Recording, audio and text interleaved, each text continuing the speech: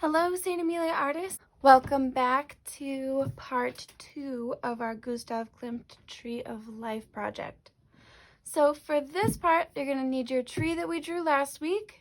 You're going to need some crayons, and you're going to need a pencil with an eraser, plus some watercolor paints and paintbrushes with water. You're also going to need a Sharpie again so that we can outline anything that we do draw in.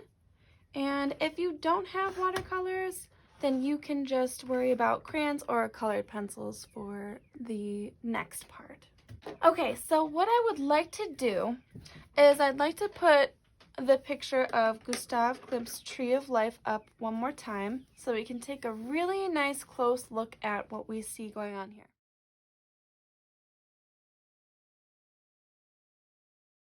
So I noticed that for some parts of this tree, there are different patterns, such as inside of the tree, we see a lot of concentric circles.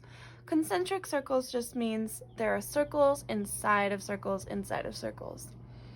I also noticed some pattern of triangles and even some hidden features, such as a bird and some eye-looking and some pieces that almost look like eyeballs.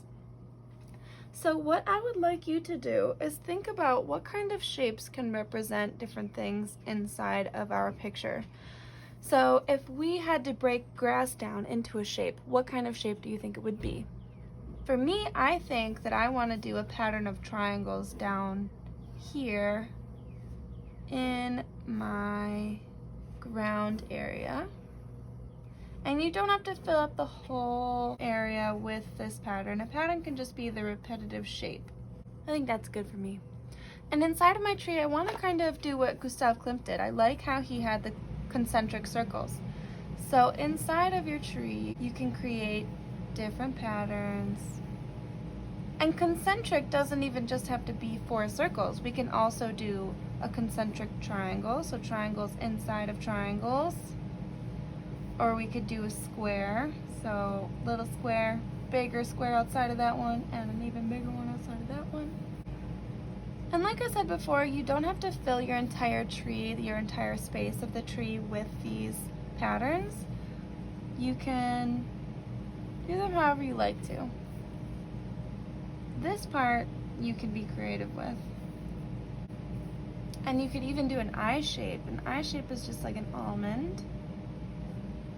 So a curve on top and a curve on bottom. I think I'll do concentric eye shape here. Maybe one here. You can do any shapes you like.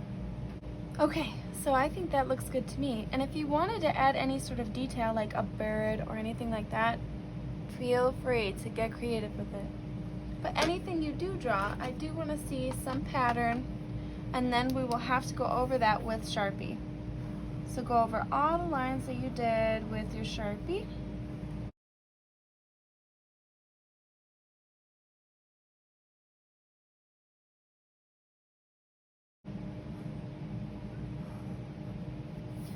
Okay, so once you're done with that, go in and erase any pencil lines that we missed.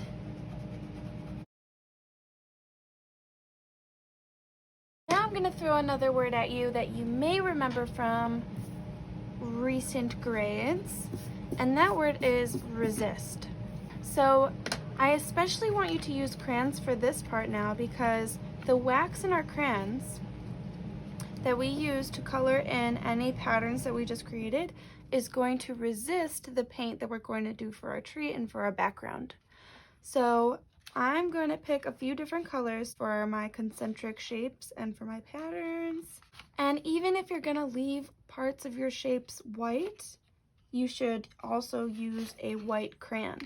So I've picked my colors, and now I'm going to start to go into my shapes to color them in.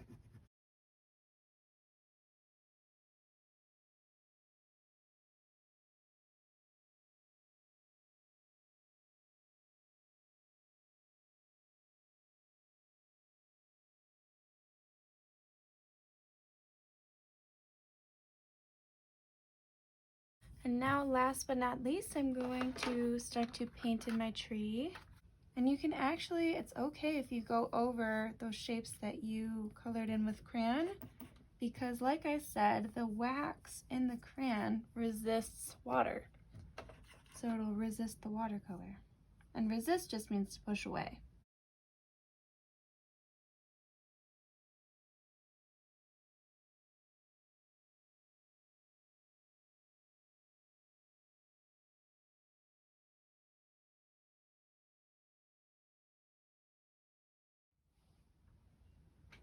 Okay, and the same thing applies to my ground. As you can pick any color you like. I'm gonna maybe do like a little bit of a teal, so I'm gonna mix my green and my blue together.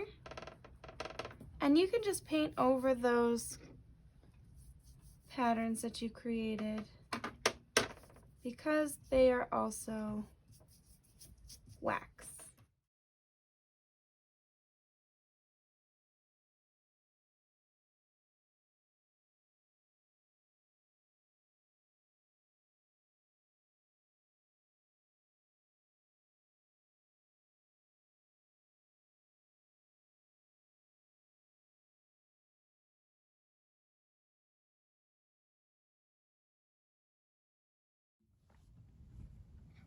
Okay, so lastly, if you'd like to add any sort of extra detail, what you can do is you can take a golden crayon or a lighter yellow crayon, or what I have is a gold Sharpie, and you can go in and add sort of some sparkly details.